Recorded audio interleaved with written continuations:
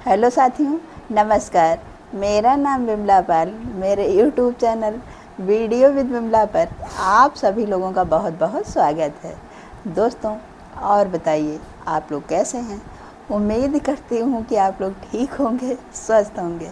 दोस्तों, मेरा आप लोगों से अनुरोध है कि अगर आप लोगों ने अभी तक मेरे चैनल को सब्सक्राइब नहीं किया है तो प्लीज़ चैनल को सब्सक्राइब कर दें, लाइक और कमेंट अवश्य करें। और जो लोग चैनल को सब्सक्राइब कर चुके हैं उनसे मेरा यह अनुरोध है कि वीडियो को लोगों में शेयर अवश्य करें। दोस्तों, आज हम फिर आए हुए हैं अपने चैनल पर एक नई कहानी के साथ में। तो चलिए, कहानी से पहले एक चीज़ और आप लोगों से बताना चाहती हूँ। दोस्तों, मौसम इधर बहुत ख़राब हो रहा है। कभी बारिश होने लगती है तो कभी इतनी ज़ोरों की गर्मी होने लगती है कि बर्दाश्त करना मुश्किल हो जाता है।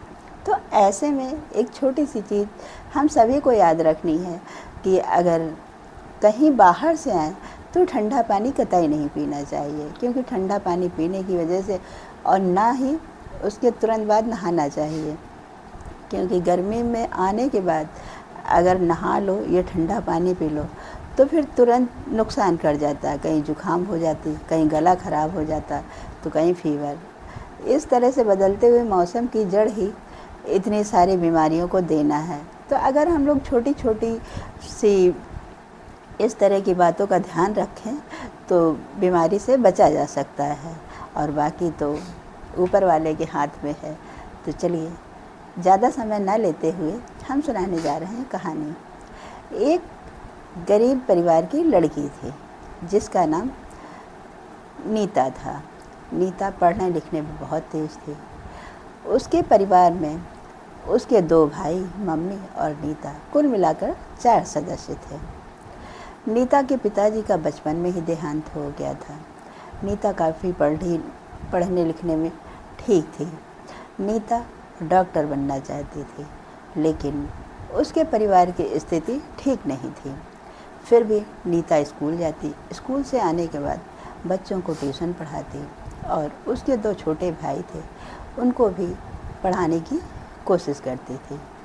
नीता की माँ लोगों के घरों में जा कर के काम करती थी, और उसी से जो भी थोड़ा बहुत पैसा मिलता था तो नीता की फीस देती थी।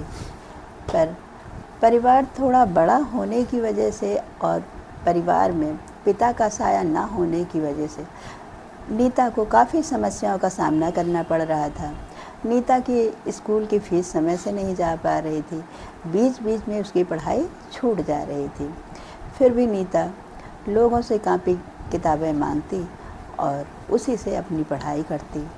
वह अपना डॉक्टर बनने का सपना साकार करना चाहती थी, लेकिन डॉक्टर बनने के लिए बहुत पैसे की ज़रूरत पड़ती है, जिसके कारण नीता ने किसी तरह से ग्रेजुएशन किया।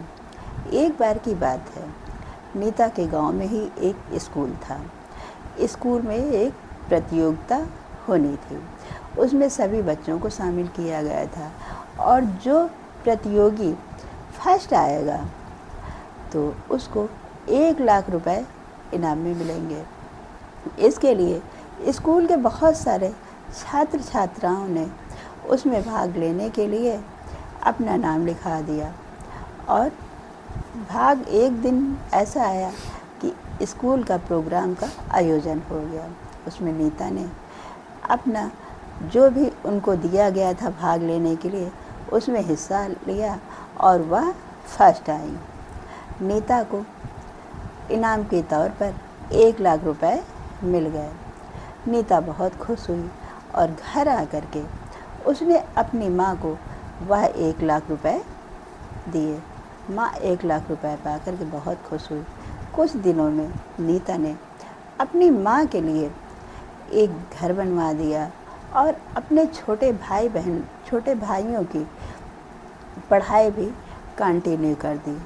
अब भाई अच्छे स्कूल में पढ़ने लगे और नीता अपनी आगे की तैयारी में लग गई। दोस्तों, कहते हैं ना कि अगर इंसान में लगन हो तो उसको कहीं ना कहीं कोई ना कोई रास्ते मिल ही जाते हैं।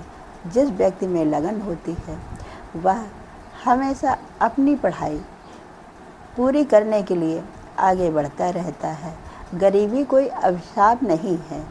अगर हम अपने अपने अपने छोटे बड़े प्रयासों के साथ में आगे बढ़ते हैं तो हमें कामयाबी अवश्य मिलती है।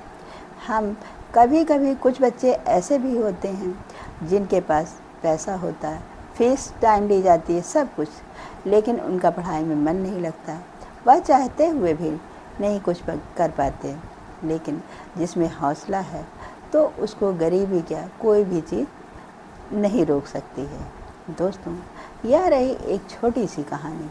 हम फिर मिलते हैं आप लोगों से अपनी अगली वीडियो में। तब तक के लिए नमस्कार। जय हिंद, जय भारत।